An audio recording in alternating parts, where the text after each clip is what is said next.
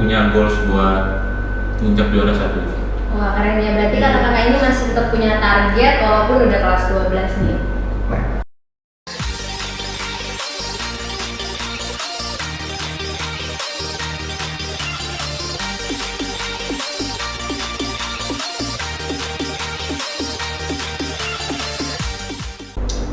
Hey, selamat datang di podcast MAPA. I am Melin Christine and Giovanni as host of this podcast session. jadi hari ini kita kedatangan tamu spesial yang merupakan siswa juga dari SMAPA nih Geo. Siapa tuh? Boleh dong Kak diperkenalkan dirinya? Ya, pertama-tama perkenalkan saya Jendrik Pardede, saya dari kelas 12 IPA 2. Di band ini saya berposisi sebagai vokalis. Perkenalkan, nama saya Fataris Kadaulay, saya dari kelas 12 IPS 6. Di band ini saya bermain sebagai drum. Perkenalkan, saya Heran Dulza Ansari atau biasa dipanggil Eza. Saya berasal dari 12 IPA 2 dan posisi saya sebagai pemain gitar. Nah pertama nih Kak, apa sih nama band kali ini? Terus apa alasan kakak buat ngambil nama tersebut? Kalau buat nama band kita namain Noir. Jadi alasan kita milih nama Noir itu gara-gara setiap kita manggung atau lomba itu kita biasanya pakai outfit warna hitam. Jadi pas pembuatan nama band itu saya kepikiran buat ngasih nama sesuai sama karakteristik kita pakai baju hitam.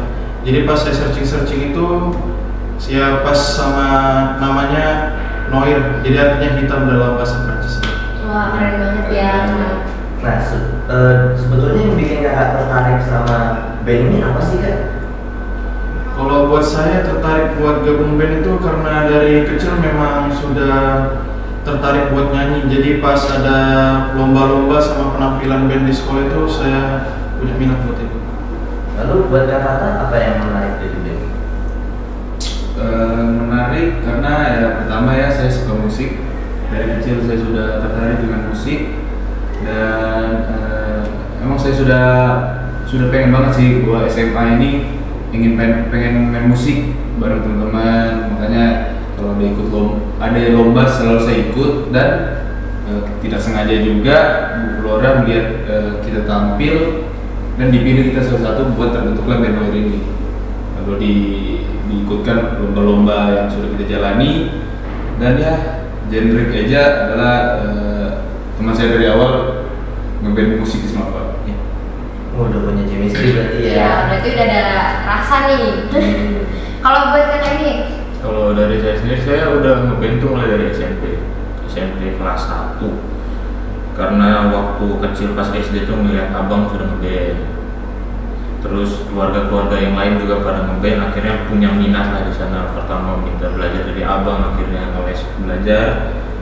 Dan ya sama kayak Fata tadi, pas di SMA udah punya pikiran bahwa harus deh ini ngeband ini, karena di SMA mungkin waktunya untuk lebih tinggi lagi. Oh iya. Kabarnya band ini tuh di bawah bimbingan Bu Flora nih. Nah, sebetulnya dari prestasi yang udah diraih ini gimana sih perasaan dari kakak-kakak sekalian?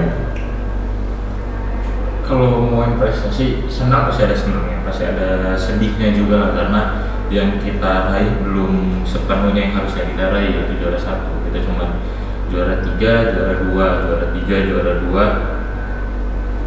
Ya cuman ya kita bersyukur lah karena sudah diberikan juara itu walaupun belum juara 1. Yang pasti nantinya ada punya goals buat nginjak juara 1.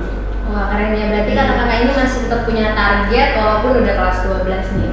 Nah, band ini kan juga difasilitasi dari SMA 4 nih. Ada nggak sih sedikit keluh kesah dari fasilitas yang diberikan, apakah sudah mencukupi atau masih kurang berarti kan? Untuk fasilitas alat dan sound sebagainya menurut saya cukup aja, karena kita kan terbentuk baru awal kelas 12 banget, dan itu pun baru banget difasilitasi dari sekolah, dan ya diberikan fasilitas, diberikan sound yang cukup oke, menurut saya tidak masalah, tinggal kitanya memaksimalkan yang diberikan oleh sekolah itu.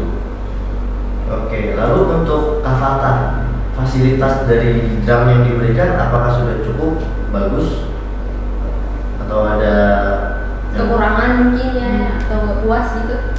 Sudah lumayan cukup sih, saya cukup puas, tidak ada keluhan saya. Menurut saya diberi fasilitas yang Eja sudah bilang sangat untuk fasilitas sekolah udah sangat cukup.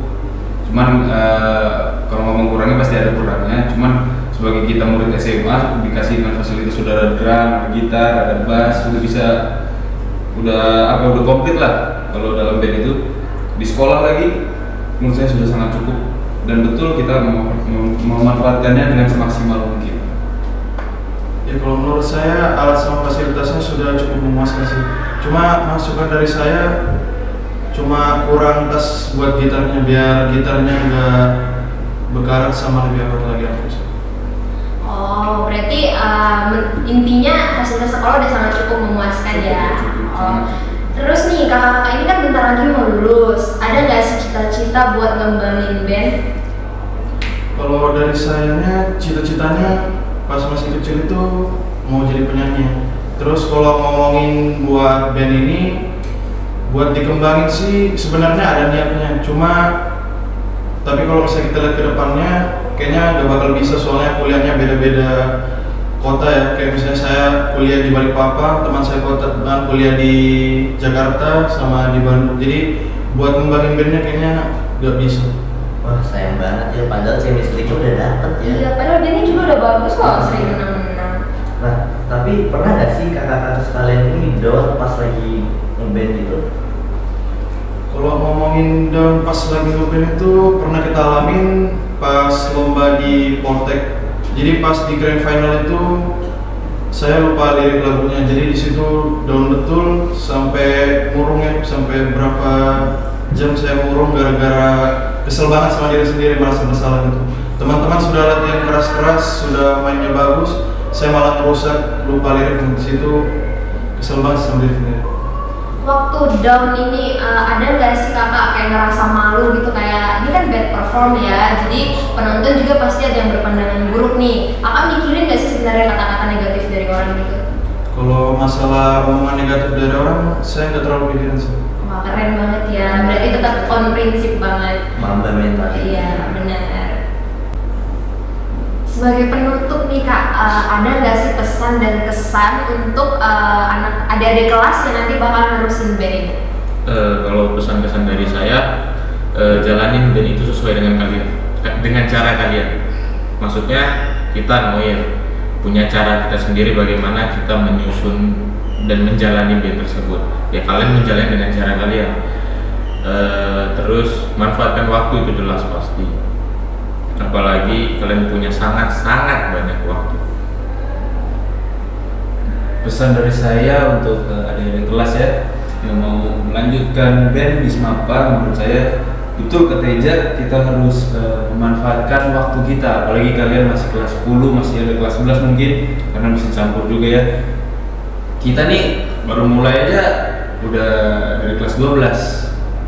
Jadi kelas 10, 11 kita belum ngerasain ngeband di sekolah itu gimana. Nah, kalian sebagai kelas 10, kelas 11 masih ada 2 tahun, setahun itu menurut saya waktu yang sangat banyak yang kalian gunakan untuk ngeband di sekolah. Makanya saya sering ngomong sama Eja, coba kelas 10 kita sudah offline di sekolah, mungkin band kita sudah bagaimana ya, kita nggak tahu. Sudah pasti beda. Nah, kelas 12 aja kita sudah main di lomba mana aja, apalagi dari kelas 10. Wah, dijamin seru sih kalau saya ngomong. Mungkin ada sedihnya seperti cerita Jendrik di awal, cuman kan itu bagian suatu proses. Bagian proses pasti. Tidak ada proses yang lurus, pasti ada lika-liku juga. Jadi sama juga dengan ngeband di sekolah. Ya menurut saya itu saya sih pesan dari saya. Ya kalau pesan-pesan dari saya ya buat teman-teman yang masih kelas 10 ya bisa lah dimanfaatkan waktunya, soalnya waktunya masih banyak kan. Dan SMAPA itu pasti punya banyak murid yang bertalenta di musik. Jadi buat teman-teman yang punya talenta di musik bisa gabungan jadi band, bisa ngomong ke Bu Flora gitu ya. Nah segitu aja buat sesi podcast kita kali ini. Makasih buat kakak-kakak yang udah nyempatin waktunya hari ini. Sampai ketemu di sesi podcast selanjutnya. Bye bye.